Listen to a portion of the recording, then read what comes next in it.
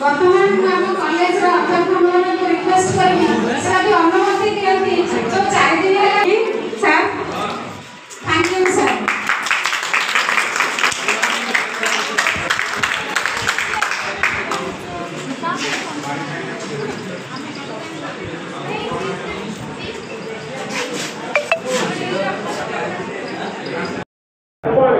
Doctor B R. Ambedkar college तरफ आमको जगन्नाथ संस्कृति उपरे पिलामानकु किछि कहिबा पई कि जो सुजोग दिया जायछि आमे एई कॉलेज एवं सरकार को धन्यवाद देउछु जे भाषा साहित्यर सृजनशीलता हाईस्कूल रे जेमती प्रोग्राम होइतिला आध्यात्मिक दिग रे पिलामानकु उन्नति होआ पई एवं से माने श्रृंखलित होगा आम जगन्नाथ संस्कृति उपरे तांकर किछि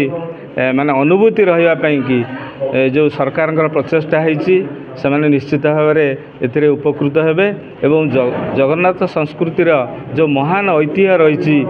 ता उपरे निश्चित से माने जानिबा परे तांकर आग्रह बढ़िबो एवं आमर जो लुप्त पाई जाउछि सब गीता भागवत शास्त्र पुराण सब आस्ते आस्ते लोप पाई जाउछि सेमानकर मध्य आध्यात्मिक प्रति तांकर आग्रह रहिले निश्चित भाव में पिला श्रृंखलित होई तांका पाठ पढ़िबा सहित से मध्य आध्यात्मिक दिगरे तांकर निश्चित भाव में गोटे पूर्णांग मनीष होगा कि से जहाँ दरकार से माने पाई परिबे।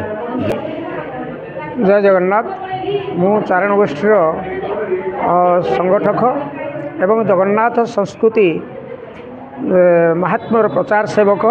जहाँ श्रीमंदिर द्वारा स्वीकृति प्राप्त विभिन्न स्थान आज ये जो सुंदर परिवेश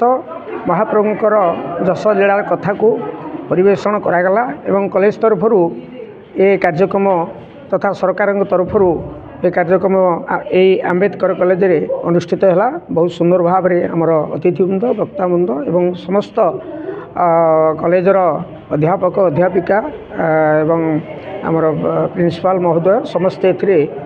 संस्कृति के बढ़िया प्रचार करने जो उद्यम कर बहुत धन्यवाद। जय जगन्नाथ। जय जगन्नाथ। कौटनेवी ज्ञापन उत्सव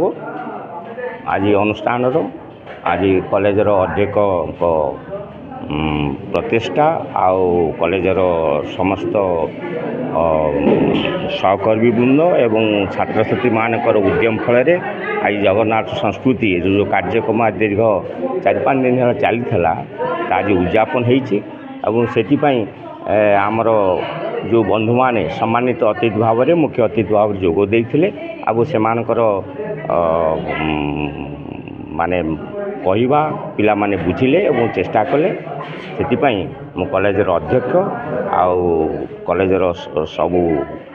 सहकर्मी वृंद एवं मोर छात्र छात्री मानक धन्यवाद दूचे। अध्यक्ष आंबेडकर शतवार्षिक शिक्षा वैषयिक